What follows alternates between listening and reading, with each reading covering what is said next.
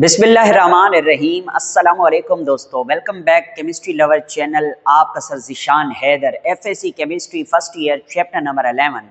और आज हम चैप्टर नंबर 11 का लेक्चर नंबर 11 पढ़ने जा रहे हैं।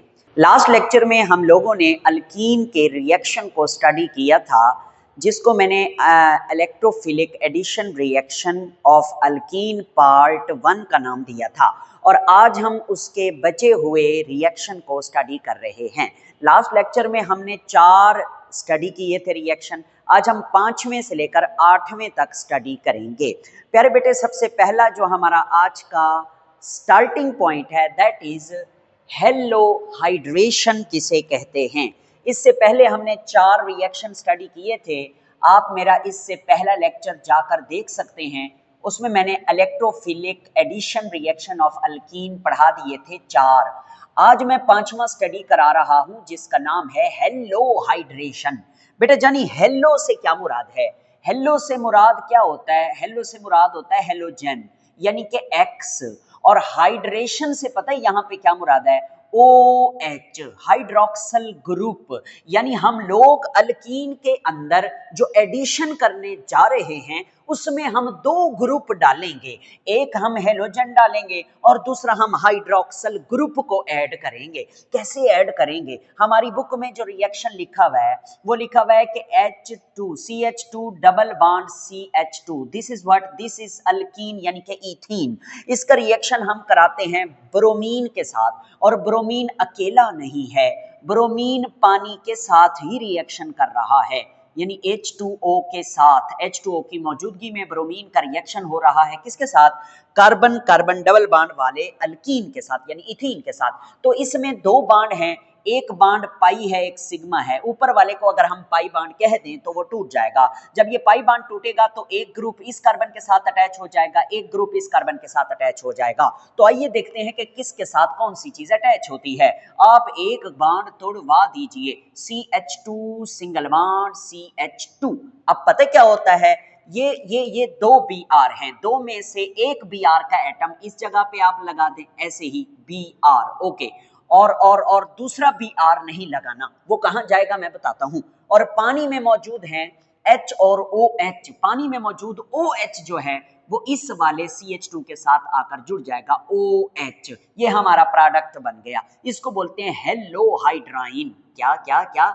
हेलो हाइड्राइन। वो क्यों सर जी? इसको हेलो हाइड्राइन क्यों कहते हैं? क्योंकि ये हेलोजन भी है, हाइड्रोक्सल ग्रुप भी लगा हुआ है, इसलिए इसको हेलो हाइड्राइन कहा जाता है। आप इसे इथाइलिन हेलोहाइड्राइन कहें, आपकी मर्जी। इथाइलिन, इथाइलिन हेलो हाइड्राइन, ये पूरा नाम इसका बनता है। और अगर आप आयोपिक नेम देखें इसका तो वो फिर सिलेक्ट द लॉन्गेस्ट चेन हो गई, ठीक है। और अल्कोहल के लिहाज से इसका नाम रखना है तो यहां से नंबरिंग होगी 1 और 2। 2 पे कौन है? Br है, तो आप लिखेंगे 2 ब्रोमो। क्या लिखोगे? 2 ब्रोमो, ओके जी, 2 ब्रोमो।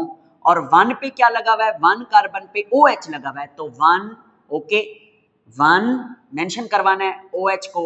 2 कार्बन की चेन है एथ, ओके, लिख दिया एथ। और आपको पता है आयोपिक नेम क्या होता है अल्कोहल का? एथ लिख के बल्कि पूरा इथेन लिख दें। पहले इथेन लिख लिया, अब इस ई को हटा के इसकी जगह OL लगा दें, OL, एथानोल। ये आयोपिक नेम होता है अल्कोहल का, शायद आप लोग सेकंड ईयर में पढ़ें। तो इसका पूरा नाम क्या बनेगा? 2 ब्रोमो 1 एथानोल। 2 के ऊपर ब्रोमीन है और 1 पोजीशन पे OH है, और एथ माने 2 कार्बन है, एथेन माने 2 कार्बन, OL का मतलब है OL माने अल्कोहल, ठीक है। ये इसका आयोपिक नेम है 2 ब्रोमो 1 एथानोल। आप कहेंगे सर हमारी किताब में तो ये है ही नहीं, हमारी किताब में तो कुछ और है। बेटा जानी वो गलती है। आप बेशक अपने ऑर्गेनिक केमिस्ट्री वाले टीचर से पूछिएगा और मुझे कमेंट में बताइएगा कि मैंने ठीक पढ़ाया है या टेक्स्ट बुक में ठीक है। मैंने सर्च किया है, मुझे जहां तक मिला है इसका बिल्कुल सही आंसर जो है, सही प्रोडक्ट वो यही है, ना कि जो आपकी बुक वाले ने बनाया हुआ है। आपकी बुक वाले ने 1 ब्रोमो एथेनॉल बनाया हुआ है और ये 2 ब्रोमो एथेनॉल है। ज्यादा प्रोबेबल आंसर जो है वो यही बन रहा है प्रोडक्ट का। अच्छा सर, इसका आपने नाम लिखा है हेलो हाइड्राइन। बेटा जानी हेलो हाइड्राइन तो जनरल नेम है, चूंकि ये ब्रोमीन है तो इसका नाम बनेगा ब्रोमोहाइड्राइन। अगर ये क्लोरीन होता तो बनता क्लोरोहाइड्राइन, ठीक है, ओके। अच्छा सर जी, यहां से एक ब्रोमीन का एटम और इधर से एक हाइड्रोजन का एटम वो कहां गए? वो आपस में मिल गए। H और Br आपस में मिलके क्या बन गया? हाइड्रोजन ब्रोमाइड HBr बन गया। ठीक है, ये भी हमारा बाय प्रोडक्ट बनता है। इसका जरा मैकेनिज्म देख लेते हैं। हमारी टेक्स्ट बुक में तो नहीं है, मगर फिर भी हम इसे देख लेते हैं, जरा हमें समझ आ जाएगी। X2 हेलोजन का मॉलिक्यूल जो है ये वाटर के साथ रिएक्ट करता है H2O के साथ। ठीक है, इन दोनों के रिएक्शन से एक चीज बनेगी, इधर से H निकलेगा, इधर से क्या निकलेगा, सॉरी इधर से X निकलेगा और इधर से H निकलेगा, वो बन जाएगा HX। ठीक है, मैं कलर वही लगा देता हूं। H जो है वो वाटर से आएगा और X जो है वो यहां से आएगा, HX। ये क्या है? ये हेलोजन एसिड है। और इसके साथ दूसरी कौन सी चीज बनेगी? दूसरी चीज भी आप देख लीजिए, इधर बचा हुआ है OH और इधर बचा हुआ है X, ये आपस में मिल जाएंगे OH और X। तो OH इस तरह लिख लें, ठीक है, और X बिल्कुल इसके साथ लगा दें। ठीक है, X X X X OX। ठीक है, इसे बोलते हैं हाइपोहेलस एसिड HOX को। ठीक है, अब इसी HOX को ना हम इस अल्कीन में ऐड करवाएंगे। कार्बन डबल बॉन्ड कार्बन, एक हाइड्रोजन इधर है, एक हाइड्रोजन इधर है, एक इधर है और एक इधर है। इसी के अंदर हम इस HOX को ऐड करवाएंगे। मैं किसी और कलर से लिख देता हूं HOX। ठीक है, अब क्या होगा कि X जो है वो इस कार्बन पे भेज दें, OH जो है वो इस कार्बन पे भेज दें, तो यही चीज बन जाएगी जो आपके सामने मौजूद है। सर बना भी दीजिए जी, दोबारा लिख लेते हैं। कार्बन कार्बन, इधर जो है H है, इधर भी H है, इधर भी H है, इधर भी H है, और इस जगह पर आके क्या लगा है? Br नहीं X, क्योंकि हम ये जनरल मैकेनिज्म देख रहे हैं। X और OH इधर आके लग गया, इसको बोलते हैं हेलोहाइड्राइन या इथाइलिन हेलोहाइड्राइन। ठीक हो गया, यहां पर ये रिएक्शन खत्म होता है। आगे चलते हैं। एप ऑक्सीडेशन किसे कहते हैं? एप ऑक्सीडेशन क्या होता है ये मैं रिएक्शन लिखूंगा, फिर आपको समझ आ जाएगी। हमारे पास है कार्बन डबल बॉन्ड कार्बन, ठीक, इसके साथ लगा दें एक H, इधर भी एक H, इधर भी एक H, इधर भी एक H। इसका रिएक्शन कराएं मॉलिक्यूलर ऑक्सीजन के साथ, O2 ऑक्सीजन के साथ रिएक्शन होगा और सिल्वर जो कि एक ट्रांजिशन मेटल है एज अ कैटलिस्ट के तौर पर काम करेगा। हम लिख भी सकते हैं कि सिल्वर जो कि ट्रांजिशन मेटल है वो इस जगह पे कैटलिस्ट के तौर पर काम करेगा। और ये ऑक्सीजन किस लिए होगा?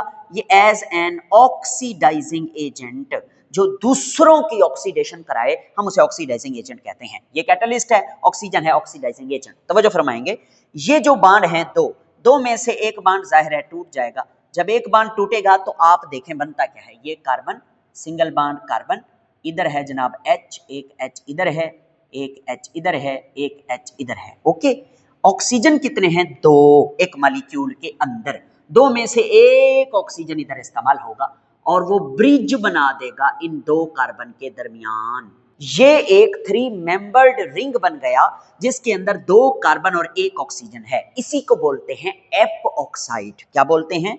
App oxide.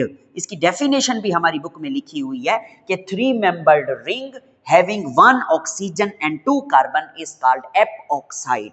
अच्छा, ये तो इसका जनरल नेम है एप ऑक्साइड।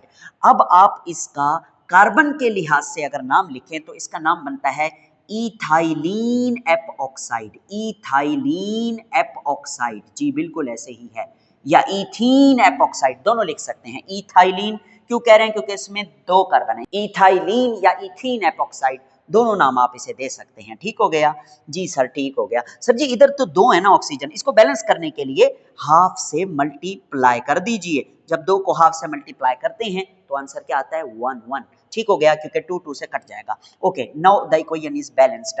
अब आगे क्या करना है? अब आगे आपने इसकी एसिड हाइड्रोलिसिस करनी है। सर ये एसिड हाइड्रोलिसिस किसे कहते हैं? बेटा जानी reaction with water in the presence of acid is called acid hydrolysis। यानी वाटर के साथ इसका रिएक्शन कराएंगे एसिड की मौजूदगी में। तो एसिड कौन है? एसिड जो है वो हाइड्रोजन आयन को लिख दें, ये एसिड हो गया, और वाटर के साथ इसका रिएक्शन करा दें। वाटर को मैं खोल के लिख रहा हूं, ठीक है, आप ऐसे क्लोज करके भी लिख सकते हैं, कोई इशू नहीं है। तो तवज्जो फरमाएंगे, आपको समझाने लगा हूं।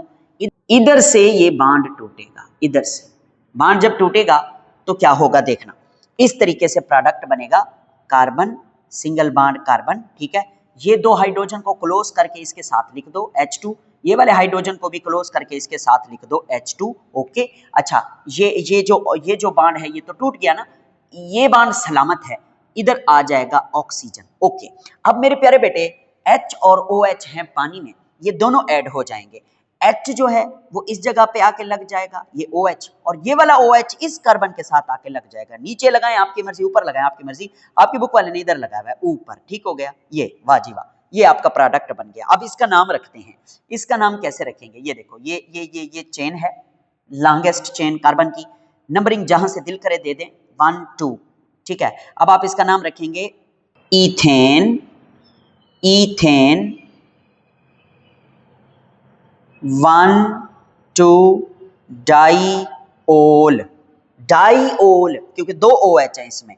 इथेन इसलिए कहा क्योंकि दो कार्बन की चेन है, या आप इसका नाम यूं भी लिख सकते हैं 1 2 इथेन डाइओल, यूं भी लिख सकते हैं। 1 2 पहले लिखें या बाद में एक ही बात है, हमारी बुक में ऐसे लिखा हुआ है इथेन 1 2 डाइओल। सही है जी सर, बिल्कुल ठीक है। अच्छा, इस रिएक्शन को बोलते हैं इपॉक्सीडेशन, यानी एपॉक्साइड की फॉर्मेशन।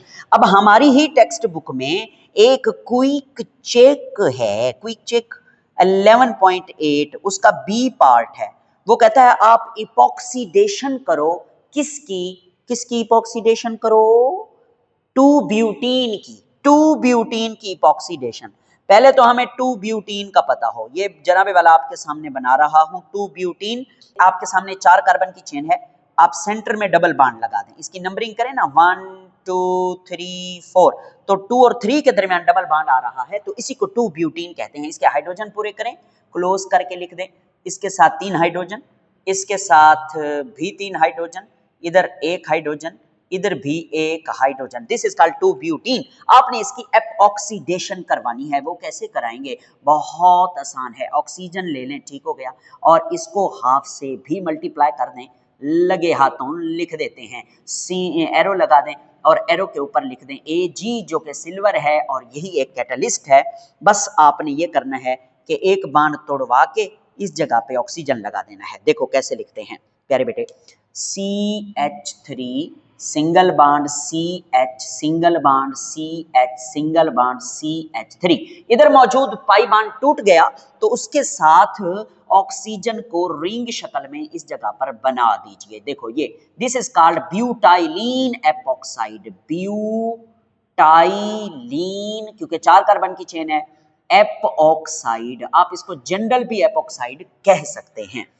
सर इसकी आगे एसिड हाइड्रोलिसिस करवानी है? नहीं, बिल्कुल जरूरत नहीं है, आप कराएं तो करा भी सकते हैं, एक OH यहां लग जाएगा, एक OH यहां लग जाएगा, मगर इतना काफी है, that is clear now. Okay, अब आगे चलते हैं, नेक्स्ट है ओजोनोलाइसिस। ये 7वां रिएक्शन है हमारा, ओजोनोलाइसिस। ये क्या होता है बताता हूं, आपने लेना है C2H4, ये क्या वाला है? ये वही तो है, इथीन। ले लिया? यस सर ले लिया। इथीन का रिएक्शन कराना है ओजोन के साथ, O3 के साथ, तो ये इसके अंदर शामिल हो जाएगा, ऐड हो जाएगा, क्योंकि एडिशन रिएक्शन है, तो ये बनाएगा C2H4 और ये साथ मिला दें O3, इसे बोला जाता है ओजोनाइड। ये है ओजोनाइड। ओके, ओजोनाइड के बाद आपने इसकी करनी है रिडक्शन। रिडक्शन कैसे करोगे? आपने इसकी रिडक्शन करवानी है in the presence of water and zinc, Zn और वाटर की मौजूदगी में रिडक्शन होगी ओजोनाइड की, तो आपके सामने बनेगा CH2O, एक नहीं बल्कि 2 अदद।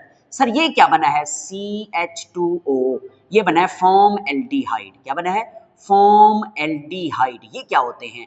ये होते हैं कार्बोनाइल कंपाउंड। आप 10th क्लास में पढ़ के आए हैं, कार्बोनाइल कंपाउंड याद है? नहीं सर हमें तो भूल गया। कार्बोनाइल कंपाउंड है ये, जिसमें या तो एल्डिहाइड होता है या फिर कीटोन होता है। मतलब कीटोन और एल्डिहाइड को हम क्या बोलते हैं? कार्बोनाइल कंपाउंड कहते हैं। और ओजोनाइड की रिडक्शन से हमें इस वक्त जो मिला है, दिस इज कॉल्ड फॉर्मएल्डिहाइड, और ये 2 मॉलिक्यूल हैं फॉर्मएल्डिहाइड के। ठीक है, हमारी किताब में तो इस रिएक्शन को ऐसे ही लिखा गया है, मगर मैं आपको जिस तरीके से समझाऊंगा इंशाल्लाह आपको कोई प्रॉब्लम नहीं होगी, समझ आ जाएगी कि ये हुआ कैसे है। सबसे पहले ना हम ईथीन ले लेते हैं। ईथीन, इसको खोल के लिख लें तो ज्यादा अच्छी बात है, क्लोज करके लिखना चाहते हैं तो क्लोज करके लिख लें, CH2 इधर CH2, ठीक है, ये ईथीन हो गया। ईथीन का रिएक्शन कराना है O3 के साथ, ओजोन के साथ, करा दिया। ओके, अब देखना कि ये ओजोनाइड कैसे बनता है प्यारे बेटे, इसको ओपन कर लेते हैं। ये देखें कार्बन,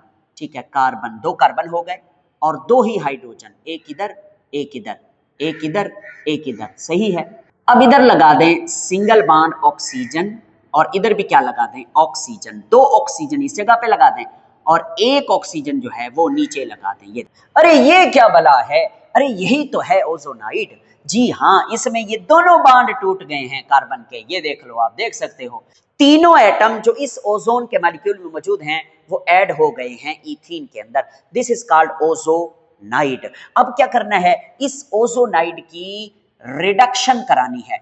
मैं ऐसा करता हूं कि मैं इसे इधर लिख लेता हूं, ठीक है, ये है हमारे पास कार्बन, ठीक है, कार्बन, और एक H इधर है, एक H इधर है, एक इधर है, एक इधर है, और ऑक्सीजन जो है वो एक इधर लगा हुआ है, एक इधर, ठीक है, ऐसे, ये लो, और एक ऑक्सीजन नीचे है, ठीक हो गया।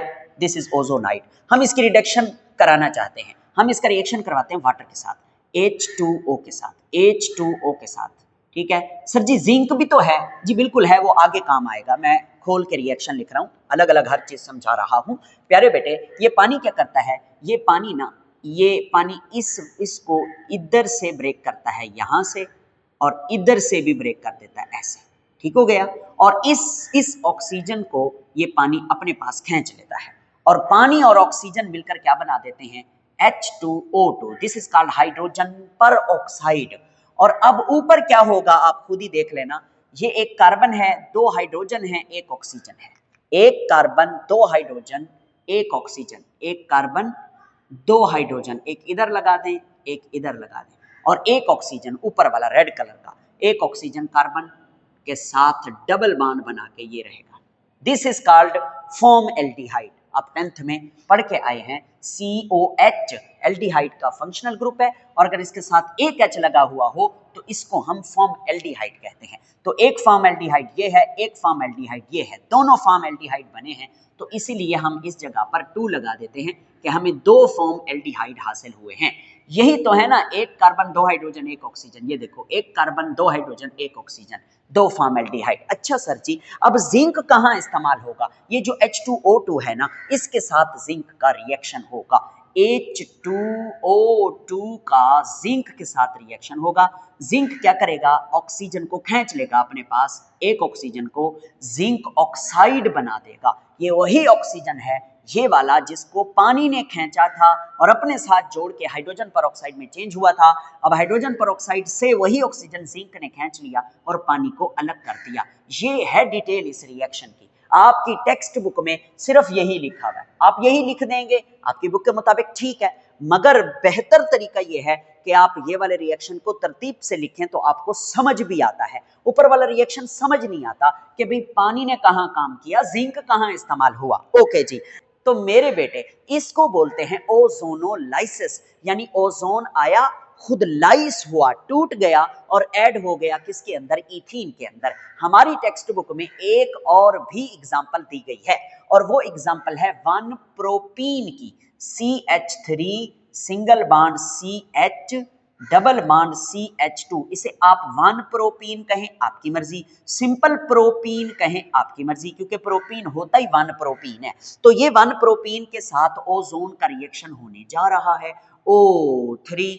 आप देखें जब O3 इसके अंदर ऐड होगा तो क्या होगा, ये दोनों बांड आपने तोड़वा देने हैं, दोनों बांड इधर टूट रहे हैं, ठीक है। कैसे, देखो, CH3 सिंगल बांड CH, ठीक है, ये बांड तोड़ दिया, CH2, ठीक है। कितने ऑक्सीजन के एटम हैं इस मॉलिक्यूल में, 3। 3 में से 2 जो हैं वो आप ऊपर लगा दें, एक इधर एक इधर, ऐसे ही रिंग बना दें। ओके, एक ऑक्सीजन नीचे लगा दें, इसे बोला जाता है ओजोनाइड। ओजोनाइड। इस ओजोनाइड की अब आपने क्या करवानी है, इसकी आपने रिडक्शन करानी है। इसकी रिडक्शन कैसे होगी मैं आपको अभी बताता हूं। इसके अंदर आप पानी डालेंगे और साथ में जिंक भी। पानी अपना काम करेगा, जिंक अपना काम करेगा। तो डायरेक्ट अगर आप लिखना चाहते हैं तो डायरेक्ट लिख लें, अगर डिटेल से इस रिएक्शन को अलग लिखते हैं, इस रिएक्शन को अलग लिखते हैं, तो आपकी मर्जी। मैं डायरेक्ट समझा रहा हूं, देखें, ये इधर से टूटेगा, ठीक है, ये अलग हो जाएगी चीज, ये बांड इधर से टूटेंगे, ये अलग हो जाएगी। तो ये क्या बन गए, राइट साइड से तो फॉर्मेल्डिहाइड बन रहा है CH2O, मैं इधर लिख देता हूं CH2O, कलर वही C डबल बॉन्ड O और साथ में H, ठीक है, ये वाला, और दूसरा H इधर लिख दें, ठीक है। और दूसरी चीज ये बन रही है इधर से, आप देख लीजिए CH3 सिंगल बॉन्ड, ये वाला CH3 और ये C और ये इस ऑक्सीजन के साथ डबल बॉन्ड बनेगा, ये H बाहर लिख दें ऐसे H, और इस ऑक्सीजन के साथ बताया है कौन सा बॉन्ड बनेगा, डबल बॉन्ड, इधर लगा दें डबल बॉन्ड, ठीक है। सर ये दोनों क्या चीजें हैं, ये दोनों कार्बोनाइल कंपाउंड हैं, आपको इनके नाम याद रखने हैं और लिखने भी हैं। इसका नाम है फॉर्मेल्डिहाइड, क्या नाम है, एल्डिहाइड, और इसका नाम क्या है सर, इसका नाम है एस्टएल्डिहाइड, ये 10th में हम पढ़ के आए हैं, एस्टएल्डिहाइड, ये तो इनके कॉमन नेम है। अगर आप इनके आयोपिक नेम लिखना चाहते हैं तो वो मैं आपको बताता हूं, आपने काउंट करने हैं कार्बन, कितने कार्बन है, एक के लिए क्या लिखते हैं आप, मैथ लिखते हैं, लिख दिया, मीथेन लिख दें पूरा, मीथेन, ठीक है, मीथेन लिख दिया। अब आपने आखिर वाला ई हटा के इसकी जगह AL लिख देना है, क्योंकि ये एल्डिहाइड के लिए लिखा जाता है AL, इसे बोलेंगे मैथानल। जैसे हमने अल्कोहल के लिए ई काट के OL लिखा था, इसी तरह एल्डिहाइड के आयोपिक नोमेनक्लेचर में मैथानल बन जाएगा ये, मीथेन लिख के, क्योंकि एक कार्बन था इसलिए मीथेन लिखा, ई काट के AL लगा दिया। सेम इसी तरह से इसमें कितने कार्बन है, एक और एक, 2 कार्बन है, तो इसके लिए आप लिखें ईथेन, ओके लिख दिया सर जी, ईथेन लिख दिया, यस लिख दिया। अब इसका ई उड़ा दें, उड़ा दिया सर जी, उड़ा दिया, ई उड़ गया, तो इसकी जगह आप AL लगा दें, एथानल, वो बन गया मैथानल, ये बन गया एथानल। अब आपको मजे की बात बताऊं, मैथानल या एथानल या किसी भी एल्डिहाइड की जब रिडक्शन होती है तो अल्कोहल बनता है। इसकी याद भी रखनी है आपने ये बात कि इसकी जब रिडक्शन होगी या इसकी जब रिडक्शन होगी, मैं लिख देता हूं, दोनों में से किसी की भी जब हम रिडक्शन करेंगे ना, रिडक्शन, तो वो बना देंगे अल्कोहल। कैसा अल्कोहल, कौन सा अल्कोहल बताने जा रहा हूं।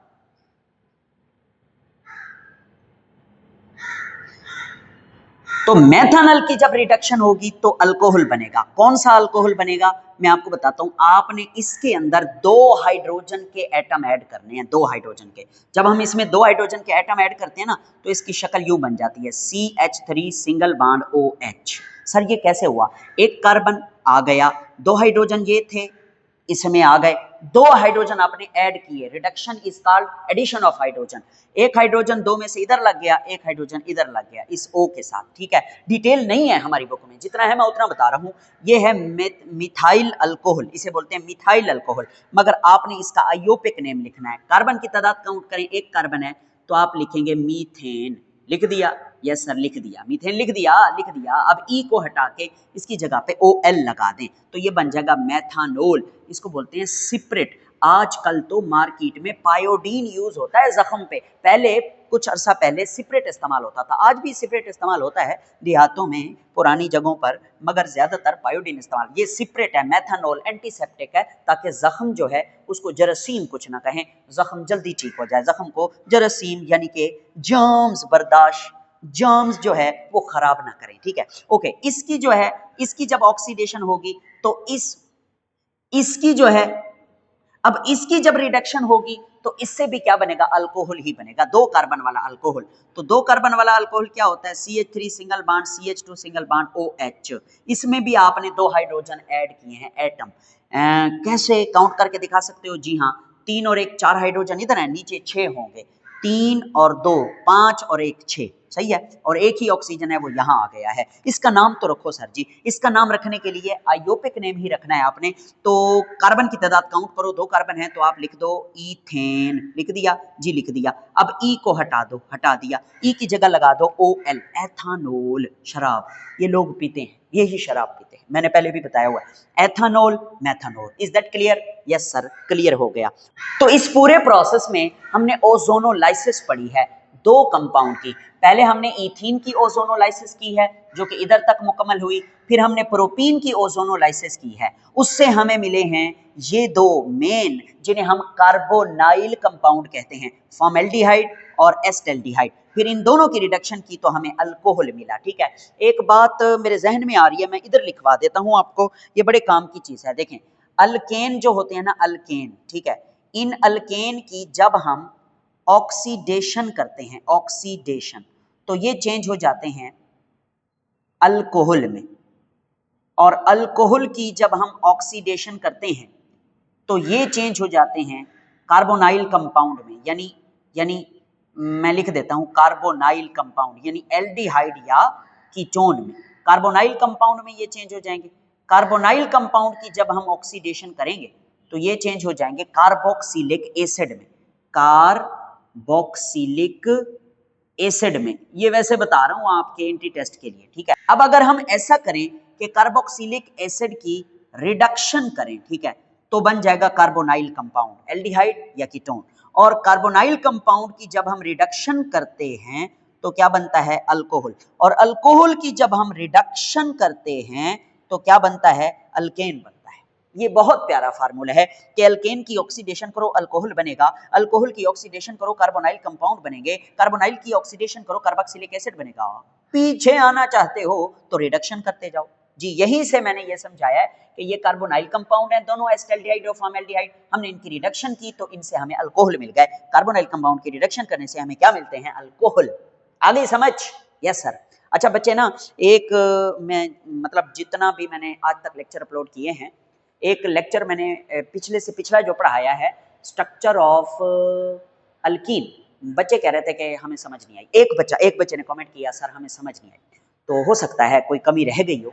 मैंने फिर कमेंट में पूछा भी है उससे कि आपको क्या समझ नहीं आई, मगर उसने जवाब नहीं दिया। बेटा जानी मैं भी इंसान हूँ, मुझसे भी गलतियां होती हैं। आप लोग उन गलतियों को ठीक किया करें, मुझे बताया करें, मुझे खुशी होती है। हम और आप सब सीखने के मराहल में हैं।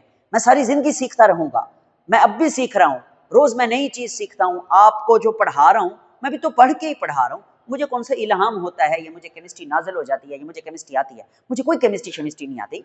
मैं भी पढ़ के बस आपको पढ़ा रहा होता हूँ। तो गलतियां हो जाती हैं मेरे बेटे, गलतियां आप मुझे बताया करें, मुझे अच्छा लगता है, मैं उन्हें ठीक करने की कोशिश करूंगा। Thank you. अब इसी ओजोनोलाइसिस से रिलेटेड हमारे क्विक चेक में दो क्वेश्चन हैं 11.8 में। पहला है ए वाला, right the equation for the ozonolysis of ethene. वो हम पढ़ चुके हैं। ये देखें, इधर से लेकर इधर तक, ये और ये जब लिख देंगे आप, ये उस क्विक चेक का आंसर भी आ गया और इधर वाली ओजोनोलाइसिस भी हो गई। दूसरा बी वाला वो हम पढ़ चुके हैं, वो एपॉक्सीडेशन था, हमने अभी थोड़ी देर पहले यहां पे कराई है।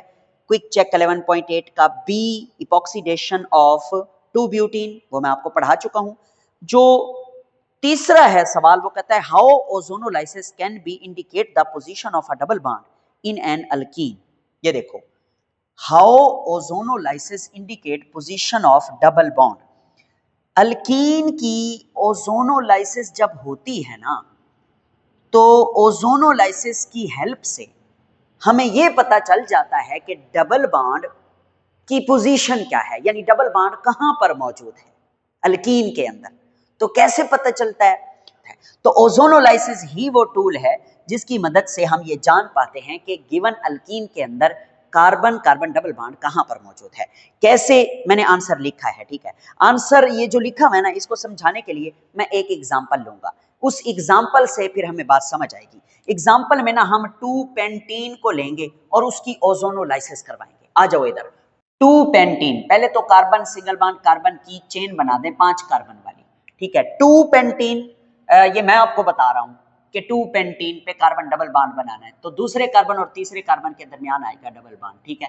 ये आ गया। अब आप इसके हाइड्रोजन पूरे कर दें, इसके साथ आएंगे 3, इसके साथ आएगा 1, इधर भी 1, इधर आएंगे 2, इधर आएंगे 3, ठीक है। इसकी ओजोनोलाइसिस करवा रहे हैं तो प्लस O3 इसमें ऐड कर दें, ठीक है। तो O3 कहां जाएगा, इस जगह पे ये दोनों बॉन्ड ब्रेक हो जाएंगे और आपके सामने प्रोडक्ट जो बनेगा वो होगा CH3 सिंगल बॉन्ड CH, ठीक है, और CH single bond CH2 single bond CH3, ठीक है। ये जगह हटाओ इधर से, आई काला काला, CH3 सही है। तो इस जगह पर आप लगा देंगे ऑक्सीजन, ये ओजोनाइड बना दें, ठीक है, और इधर ऐसे, ठीक हो गया, ये ओजोनाइड बन गया। अब आप इसकी क्या करवाएं, रिडक्शन कराएं। रिडक्शन के लिए आपको चाहिए पानी और चाहिए जिंक, ठीक है। तो ये टूटेगा इधर से और इधर से भी टूटेगा। तो अब आप खुद ही देख लें कि क्या प्रोडक्ट बने हैं। देखो CH3CHO, CH3 CH double bond O, ये क्या है? दो कार्बन है, तो ये एथानल बना है, यानी एसिटाल्डिहाइड बना है। और राइट साइड पे देखें 1 2 3 कार्बन है और फिर ऑक्सीजन है, तो वो प्रोपानल बना है, प्रोपानल। मैं लिख रहा हूं, देखें CH2 single bond, CH3 single bond C, इधर H लगा दें, डबल बॉन्ड ऊपर ऑक्सीजन लगा दें। 1 2 3 ऑक्सीजन 1 2 3 कार्बन है, तो प्रोप लिख के यानी प्रोपेन लिख के E को हटा दें और E की जगह क्या लिख दें? Al, प्रोपानल। वो बना है एथानल, ये बना है propanal. These are called carbonyl compound. इन कार्बोनाइल कंपाउंड को देखकर हमें पता चल जाता है कि डबल बॉन्ड जो है वो कहां पर होगा। मतलब तुम क्या कहना चाहते हो? मैं ये कहना चाहता हूं कि अगर हमें इस ऊपर वाले का नाम नहीं पता, ठीक है, यानी हमें नहीं पता ये कौन सा अल्कीन है, तो हम इन दोनों को देखकर बता सकते हैं कि ये ऊपर वाला कौन सा अल्कीन है और डबल बॉन्ड किस और किस कार्बन के दरमियान है। कैसे बताओगे? अभी बताता हूं। देखो इस वाले जो कार्बोनाइल कंपाउंड है इसमें कितने कार्बन है? 2 कार्बन है। इस वाले में कितने कार्बन है? 3 कार्बन है। तो 3 और 2 कितने हुए? 5। इसका मतलब ये तो हमें पता चल गया कि जो अल्कीन है ऊपर उसमें टोटल 5 कार्बन है। अब डबल बॉन्ड का कैसे पता चलेगा? 2 एक तरफ, 3 एक तरफ। इसका मतलब डबल बॉन्ड कार्बन नंबर 2 और 3 के दरमियान है, क्योंकि 2 और 3 कार्बन वाले 2 प्रोडक्ट बने हैं। ये 2 कार्बन वाला, ये 3 कार्बन वाला। इसका मतलब इस और इस कार्बन के दरमियान जो है वो डबल बॉन्ड था। बस यही मैंने इधर लिखा भी है, रीड भी करा देता हूं कि आफ्टर ओजोनोलाइसिस ऑफ अल्कीन, जब अल्कीन की ओजोनोलाइसिस हो जाती है, carbonyl compound are formed, carbonyl compound बनते हैं। By identifying these carbonyl compound, इन कार्बोनाइल कंपाउंड को देखते हुए the position of double bond can be determined, double bond की पोजीशन को फाइंड आउट किया जा सकता है। Example, consider the ozonolysis of two pentene, जो कि हमने उधर की है। 2 कार्बोनाइल कंपाउंड्स आर प्रोड्यूस्ड, ये 2 कार्बोनाइल कंपाउंड पैदा हुए हैं। वन एक जो है विद 3 कार्बन एटम के साथ है, ये देखो ये प्रोपानल 3 कार्बन वाला है, एंड अदर और दूसरा विद 2 कार्बन एटम, और दूसरा जो है वो 2 कार्बन एटम के साथ पैदा हुआ है। तो हेंस लिहाजा पता चल गया कि double bond should be present between second and third carbon atoms. बस ये इसका प्रॉपर आंसर है जो मैंने लिख दिया। आइए आगे चलते हैं। आज के हमारे लेक्चर का आखिरी जो पॉइंट है दैट इज पॉलीमराइजेशन।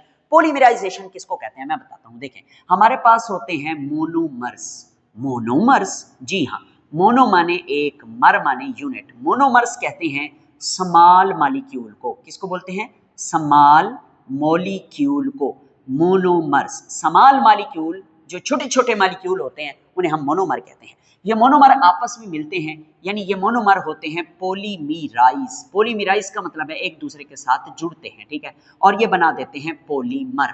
पॉलीमर कहते हैं लॉन्ग मॉलिक्यूल को, ठीक है, बड़ा मॉलिक्यूल, लॉन्ग। लॉन्ग मैं लिख देता हूं, लॉन्ग मॉलिक्यूल बना देंगे। सर जी इसकी मिसाल क्या है? इसकी मिसाल ये है कि जैसे हमारे घरों में हम लोग जब दीवार बना रहे होते हैं तो ईंट को ईंट से मिलाते हैं तो दीवार बनते हैं। खुशफहमियों के सिलसिले कितने तवील हैं, हर ईंट सोचती है दीवार मुझसे है, हर बंदा कहता है मेरे जैसा कोई नहीं है। हाँ, मेंढक भी कहती है कि मैं रानी हूँ, राणा टाइगर है ना, साइंसी नाम है मेंढक का। खैर, तो दीवार जब हम बनाते हैं ना तो ईंटों से बनाते हैं, ठीक है। ईंट जो है वो मोनोमर है, स्मॉल मॉलिक्यूल है, और पूरी दीवार जो है वो पॉलीमर है, यानी ईंट से ईंट जुड़ती है तो पूरी दीवार बनती है। सेम ऐसे ही मोनोमर से मोनोमर जुड़ता चला जाता है, एक दूसरे के साथ कंबाइन होते हैं और एक बड़ा मॉलिक्यूल बनाते हैं, लॉन्ग मॉलिक्यूल, जिसे हम पॉलीमर कहते हैं। यही डेफिनेशन है पॉलीमराइजेशन की। हमारी किताब में जो पॉलीमराइजेशन कराई गई है उसको देखते हैं। सबसे पहला मेंबर अल्कीन का कार्बन डबल बॉन्ड कार्बन वाला, जिसे हम ईथीन कहते हैं, वो ये है, ये ईथीन। मैं ओपन करके लिखूंगा, हमारी बुक में भी ऐसे लिखा हुआ है, मैं लिख देता हूं ईथीन, ठीक है। ये हमारा होगा मोनोमर, सही। और 1 2 3 4 नहीं है, बहुत सारे हैं, लातादाद। इसलिए हम इस जगह पे क्या लिख देते हैं? एन लिख देते हैं। एन से मुराद है ये बहुत सारे मोनोमर हैं, ईथीन, ओके। इनकी करानी है पॉलीमराइजेशन। ये आपस में पॉलीमराइज होकर क्या बनाएंगे? आइए देखते हैं। पॉलीमराइज होंगे तो बताता हूं तरीकाकार। असल में ना मैं इसको समझाने के लिए आपके सामने कुछ इस तरह से लिखूंगा, CH2 डबल बॉन्ड CH2, ये क्या है, ये ईथीन है। एक और लिख लेते हैं, CH2 डबल बॉन्ड CH2, एक और लिख लेते हैं, CH2 डबल बॉन्ड CH2। अब ये हमारे पास 3 मॉलिक्यूल हैं अल्कीन के। होता क्या है, ये आपस में कंबाइन होगा क्या, ये आपस में कंबाइन हो जाएंगे। कंबाइन कैसे होंगे मैं बताता हूं। ये बांड इधर से ब्रेक हो जाएगा, ये बांड भी इधर से ब्रेक हो जाएगा, ये बांड भी इधर से ब्रेक हो जाएगा। मतलब ये पाई बांड टूट गया, इसका भी पाई बांड टूट गया, इसका भी पाई बांड टूट गया, और ये इस जगह पे एक बांड बन गया सिंगल बांड सिग्मा बांड, और इस जगह पे भी एक बांड बन गया सिग्मा बांड। ठीक हो गया, इधर भी ऐसे बांड, इधर भी ऐसे बांड, तो ये कहानी चलती रहेगी। ये क्या बन गया, ये बन गया है पॉलीईथीन। क्या बन गया है, पॉलीईथीन। पॉलीईथीन क्या मतलब, इस ईथीन के नाम से पहले हमने पोली लिख दिया। देखो भाई, इसमें CH2 डबल बॉन्ड CH2 बहुत सारे होते हैं और उनका पाई बांड टूटता है और आपस में यूनाइट हो जाते हैं, एक दूसरे के साथ जुड़ जाते हैं, और ये बनता है एक बड़ा सा पॉलीमर, जो कि CH2 single bond CH2 single bond CH2 single bond CH2 single bond ऐसे ही चलता रहता है। तो इसलिए हमारी बुक वाले ने क्या किया है, इसको इस तरह से दिखाया। तो हमारी बुक वाले ने इसको इस तरह से दिखाया है कि ये दो में से एक बांड तोड़ दो और लिखो C सिंगल बांड C, ऊपर H नीचे H, इधर से आगे इधर से आगे, ये लगाई स्क्वायर ब्रैकेट और इधर लिख दिया N। इसका मतलब क्या है कि ये स्क्वायर, इसका मतलब क्या है कि ये एक पॉलीमर है जिसमें C एक कार्बन दो हाइड्रोजन सिंगल बॉन्ड, कार्बन दो हाइड्रोजन सिंगल बॉन्ड, कार्बन दो हाइड्रोजन सिंगल बॉन्ड, ऐसे इस तरफ से भी चल रहा है, इस तरफ से भी चल रहा है। इसे एडिशन पॉलीमराइजेशन कहते हैं, क्योंकि ये इसमें ऐड होता है, ये इसमें ऐड होता है, ये अगले में ऐड होता है, अगला अगले में ऐड होता है। तो this is called polymerisation of ethene. ठीक है, ये ईथीन मोनोमर है और ये बन गया पॉलीईथीन, जिसे आप क्या बोलेंगे, पॉलीमर। क्या बोलेंगे, पॉलीमर। ठीक है, पॉलीमर सही है। अच्छा, इसे पॉलीईथीन भी कहते हैं, इसे पॉली इथाइलिन भी कहते हैं, इथाइलिन, और इसको ना पॉलीथीन भी कहते हैं। मतलब 3 नाम मैंने पढ़े हैं इसके, पॉलीईथीन, पॉलीइथाइलिन या पॉलीथीन। पॉलीथीन सर ये क्या है, ये शापर है, shopper. The world famous mostly used plastic, पूरी दुनिया में इस्तेमाल होने वाला, सबसे ज्यादा इस्तेमाल होने वाला जो प्लास्टिक है वो यही है, शापर, शापरी, शापर। ठीक है, ये जो शापर हम यूज करते हैं, थैला, जी हाँ ये वही है, ये उसका फार्मूला है। ठीक हो गया। तो एक बात यहाँ पे आपको फिर से बता देता हूँ कि ये जो आपने बांड लगाना है ना, ये स्क्वायर ब्रैकेट से बाहर लगाना है, और ये वाला बांड भी स्क्वायर ब्रैकेट से बाहर निकाल देना है। इसका मतलब ये है कि इधर से भी चेन चल रही है, इधर से भी चेन चल रही है पॉलीमर की। ठीक हो गया, यस सर। आइए आगे चलते हैं, एक और एग्जांपल हमारी बुक में मौजूद है, वो एग्जांपल मैं आपको समझाता हूं। हमारे पास ये, पहले तो हम लिखते हैं ईथीन। ठीक है, ये ईथीन है, लिख दिया, यस सर लिख दिया, ओके। अब आप ऐसा करें कि इस ईथीन में 4 हाइड्रोजन हैं, 4 में से एक हाइड्रोजन उतार लें, उतार लिया, तो इसके साथ लगा दें क्लोरीन, लगा दिया सर जी। अच्छा, अब ये क्या बन गया है, ये बन गया है क्लोरोईथीन, क्लोरोईथीन। ठीक है, इसका एक और नाम भी है विनाइल क्लोराइड। समझाता हूं कैसे, इकट्ठा करके लिखूंगा ज्यादा समझ आएगी। देखें, CH2 डबल बॉन्ड CH2, ये क्या है, ईथीन है। हमने आपको बताया था पहले पहले लेसन में कि अगर ईथीन में से एक हाइड्रोजन निकाल लें तो this is called vinyl group. कौन सा ग्रुप है ये, विनाइल ग्रुप, और इसके साथ Cl लगा दें तो दिस इज विनाइल, और ये क्या है, क्लोराइड। पूरा नाम लिख देता हूं, vinyl, vinyl chloride, vinyl chloride. ठीक है, इसको आप विनाइल क्लोराइड भी कह सकते हैं, आप इसको क्लोरोईथीन भी कह सकते हैं। ठीक है, अब आपने इसकी पॉलीमराइजेशन करवानी है, इसकी पॉलीमराइजेशन यहां आप N से मल्टीप्लाई कर दें, मतलब ये बहुत सारे क्लोरोईथीन हैं, बहुत सारे विनाइल क्लोराइड हैं, और आपस में ये क्या करेंगे, एक दूसरे के साथ जुड़ जाएंगे। कैसे जुड़ेंगे, जैसे ऊपर हमने ईथीन की पॉलीमराइजेशन करवाई, एक बांड जो कि पाई है उसको तोड़वा के आपस में इनको जोड़ते चले जाएं। और कैसे लिखेंगे, कैसे लिखेंगे, इस एरो को थोड़ा सा बड़ा कर देता हूं और इधर लिख देता हूं कि ये पॉलीमीराइज हो जाएंगे और बनाएंगे, देखो ऐसे ही कार्बन सिंगल बॉन्ड कार्बन, एक H इधर, एक H इधर, एक H ऊपर, और इधर H नहीं आएगा बल्कि क्या आएगा, Cl आएगा। और इधर से बॉन्ड बाहर निकाल दें, इधर से भी स्क्वायर ब्रैकेट लिखकर इसके साथ N लिख दें। N का मतलब है ये बहुत सारे ऐसे हैं, मतलब CH2 सिंगल बॉन्ड CHCl, आगे फिर CH2, फिर आगे ऐसे ही इधर से भी चेन चलती रहेगी, इधर से भी चेन चलती रहेगी। अच्छा सर, इसका सर नाम क्या है इस पॉलीमर का? आप ये क्लोरोइथीन लिख के उससे पहले पोली लिख दें, मतलब पोली पोली क्लोरोइथीन, इथेन नहीं, ठीक है। इसको ब्रैकेट में बेशक लिख दें, ब्रैकेट में ना भी लिखें तो भी ठीक है, पोली क्लोरोइथीन, ठीक है। और इसका ये नाम भी बनता है पॉलीविनाइल क्लोराइड, पॉलीविनाइल क्लोराइड, ठीक है। क्यों? क्योंकि पोली बहुत सारे, vinyl chloride, this is vinyl, monomer का नाम है विनाइल क्लोराइड। हाँ, मोनोमर के नाम से पहले पोली लिखना होता है। जैसे इधर क्लोरोइथीन था मोनोमर का नाम, क्यों? क्योंकि मोनोमर का नाम है विनाइल क्लोराइड। हाँ, मोनोमर के नाम से पहले सिर्फ पोली ही तो लिखना है, तो पॉलीविनाइल क्लोराइड इसे कहते हैं। और शॉर्टकट में इसे क्या कहते हैं? PVC, PVC, PVC plastic, PVC polyvinyl chloride. P से पोली, वी से विनाइल, सी से क्लोराइड। आपको पता है हमारे घरों में टैंकी के पाइप जो ग्रीन कलर के होते हैं वो इसी प्लास्टिक के बने होते हैं। और छोड़ो, दूर न जाओ, पाइप किसको नजर आता है? हाथों में इस्तेमाल होने वाला बॉल पेन जो हम डेली इस्तेमाल करते हैं, बॉल पेन, वो भी किस चीज का बना होता है? इसी प्लास्टिक का बना होता है, पॉलीविनाइल क्लोराइड का। ओके सर जी, ओके। हाँ, अब एक बात जो आपको समझानी है वो ये है कि एक लफ्ज है रिपीटिंग यूनिट। क्या लफ्ज है? Repeating unit. ये क्या होता है मैं समझाता हूं। और एक पॉलीमर के अंदर आपको रिपीटिंग यूनिट का कैसे पता चलेगा? देखें मेरे भाई, ये है हमारे पास ईथीन, मैं आपके सामने दोबारा से लिख रहा हूं, सी कार्बन डबल बॉन्ड, इधर एक H है, इधर भी एक H है, नीचे एक H है, इधर भी एक H है, और इसको N से मल्टीप्लाई कर दें, इसकी हो रही है पॉलीमराइजेशन, पॉलीमराइजेशन। तो ये पॉलीमराइज होकर क्या बनाएंगे? वही चीज, ये वाली चीज जो ऊपर अभी बनाई थी, polythene, carbon single bond carbon, एक हाइड्रोजन इधर, एक हाइड्रोजन इधर, एक हाइड्रोजन इधर, एक हाइड्रोजन इधर, ठीक है। तो ये तो हो गया एक, ठीक है। अब आप इसको इस तरह लिखते हैं, स्क्वायर ब्रैकेट में इधर लगाते हैं N। आपको पता है ये जो स्क्वायर ब्रैकेट के अंदर आपने लिखा है, ये C, दो हाइड्रोजन इधर, सिंगल बॉन्ड C, दो हाइड्रोजन इधर, इसे बोलते हैं रिपीटिंग यूनिट। कहना क्या चाहते हो?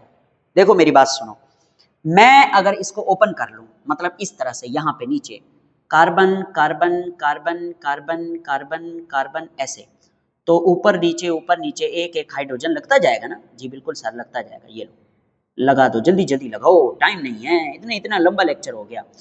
ओके बेटे, ओके, अल्लाह खैर करे, पढ़ा रहे हैं। तो प्यारे बेटे, ये क्या बनाया तुमने? ये मैंने इसी को एलेबोरेट करके लिखा है, तो इसमें बार बार जो चीज रिपीट हो रही है वो ये है, ये चीज, this is called repeating unit. फिर आगे यही, ठीक है, फिर आगे यही। तो ये जो चीज बार बार रिपीट होती है पॉलीमर के अंदर, हम उसे रिपीटिंग यूनिट कहते हैं, ठीक है। तो इसी रिपीटिंग यूनिट को हम स्क्वायर ब्रैकेट के अंदर लिखते हैं। इधर एक बात मेंशन कर दूं कि मोनोमर और रिपीटिंग यूनिट में क्या फर्क है बेटा? जानी मोनोमर और रिपीटिंग यूनिट में सिर्फ एक चीज का फर्क है, वो है सिंगल और डबल बॉन्ड का। देखें, ये ईथीन है, इसमें दो कार्बन है, चार हाइड्रोजन है, और डबल बॉन्ड है कार्बन और कार्बन के दरमियान। ये देखें, ये रिपीटिंग यूनिट है जो कि स्क्वायर ब्रैकेट के अंदर लिखा हुआ है, क्योंकि पूरा पॉलीमर तो हम नहीं बना सकते ना, रिपीटिंग यूनिट स्क्वायर ब्रैकेट के अंदर बना देते हैं, उसी से समझ आ जाती है। तो रिपीटिंग यूनिट में भी दो कार्बन है और चार हाइड्रोजन है, मगर कार्बन और कार्बन के दरमियान सिंगल बॉन्ड है, इधर कार्बन और कार्बन के दरमियान डबल बॉन्ड है, बस यही फर्क है। या मैं यूं भी कह सकता हूं कि जो चीज मोनोमर है वही चीज पॉलीमर के अंदर, उसी चीज को आप रिपीटिंग यूनिट कहते हैं, वहां आप इसको मोनोमर नहीं कहते, बस यही फर्क है। सही हो गया? हमारी टेक्स्ट बुक में क्वेश्चन भी बना हुआ है कि how we can deduce the repeating unit in polymer. Polymer के अंदर स्क्वायर ब्रैकेट के अंदर जो लिखा होता है वही रिपीटिंग यूनिट होता है। समझ आ गई? यस सर, समझ आ गई। ओके, आखिरी बात, क्विक चेक 11.9। 11.9 का पहला पोर्शन क्या है? पहला सवाल ए वाला, ए का भी पहला पोर्शन वो है कि discuss how the chemical structure of ethene make it suitable for polymerisation. यानी इथीन का जो स्ट्रक्चर है वो उसे कैसे सूटेबल बनाता है कि उसमें पॉलीमराइजेशन हो सके। तो इसका आंसर जो आपने लिखना है ना पेज नंबर 256 पे, ये देखें, ये पॉलीमराइजेशन की डेफिनेशन के बिल्कुल नीचे, मतलब 1 2 3 चौथी लाइन में आपने चौथी लाइन के शुरू में लिखा हुआ है addition polymerisation is the reaction in which many monomers containing at least one carbon-carbon double bond form long chain of polymer as the only product। यहाँ से लेकर अगला पैराग्राफ भी आपने करना है, रिपीटिंग मैनी रिपीटिंग यूनिट तक, यहाँ तक लिख देंगे बस। ये इसका आंसर है। एग्जाम्पल में बेशक आप ये लिख दें, आपकी मर्जी, ना लिखें आपकी मर्जी, एग्जाम्पल लिख सकते हैं, आपको अच्छी बात है, लिखनी चाहिए। उसके बाद इसका दूसरा पोर्शन है कि discuss the change in hybridization and bond angle during this reaction. इस रिएक्शन में यानी पॉलीमराइजेशन रिएक्शन में बॉन्ड एंगल और हाइब्रिडाइजेशन चेंज होती है। जी बिल्कुल होती है। आप देखें इधर कार्बन कार्बन डबल बॉन्ड है, तो कार्बन कार्बन डबल बॉन्ड में हाइब्रिडाइजेशन होती है sp2 और बॉन्ड एंगल sp2 में कौन सा होता है 120 डिग्री का। और इधर देखें पॉलीमर में तो कार्बन कार्बन सिंगल बॉन्ड है, तो इधर कार्बन की हाइब्रिडाइजेशन हो जाएगी sp3 और बॉन्ड एंगल हो जाएगा 109.5 डिग्री। हाँ, तो इसी आंसर को मैंने यहाँ लिखा हुआ है। मैंने हाइब्रिडाइजेशन के बारे में तो लिखा है, बॉन्ड एंगल के बारे में मैं नहीं लिख पाया, आप लिख लेना साथ में। वो लिखता है कि ethene has carbon carbon double bond, this carbon has sp2 hybridisation, और आगे लिख लेना and bond angle 120 the pi bond in carbon double bond carbon breaks and then the monomers link together. जब पॉलीमराइजेशन होती है ना तो कार्बन कार्बन के दरमियान जो पाई बॉन्ड है वो टूटता है और मोनोमर आपस में क्या करते हैं, एक दूसरे से लिंक होते हैं और new carbon carbon single bond बनाते हैं। लिहाजा the carbon atoms has now become sp3 hybridised with angle 109.5। अब आखिरी सवाल क्या है, why addition reaction increase the saturation. जो एडिशन रिएक्शन होते हैं जितने भी अभी हमने पढ़े हैं ये सैचुरेशन में इजाफा करते हैं।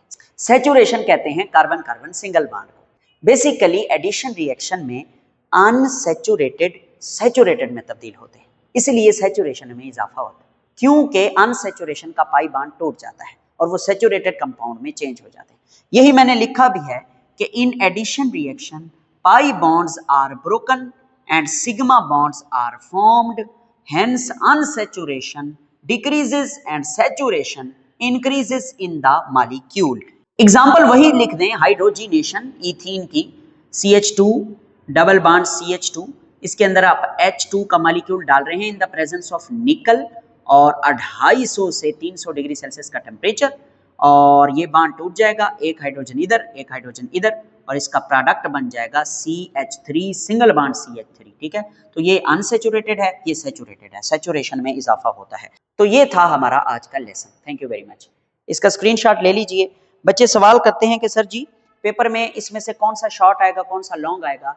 याद रखें जो हाइड्रोकार्बन वाला चैप्टर है उसमें से प्रिपरेशन लॉन्ग में आती हैं और रिएक्शन लॉन्ग में आते हैं। अब कौन सा लॉन्ग में आएगा ये हमें नहीं पता होता, ये पेपर वाला ही डिसाइड करता है। अब 8 रिएक्शन जो हमने पढ़े हैं इसको सारों को तैयार करना है। कोई भी 4 पूछ ले आपसे लॉन्ग के तौर पर, कोई 2 पूछ ले आपसे लॉन्ग के तौर पर, हमें नहीं पता होता, इसलिए ये चैप्टर के रिएक्शन आपको पूरे करने होते हैं और प्रिपरेशन वाले भी करने होते हैं। Thank you very much.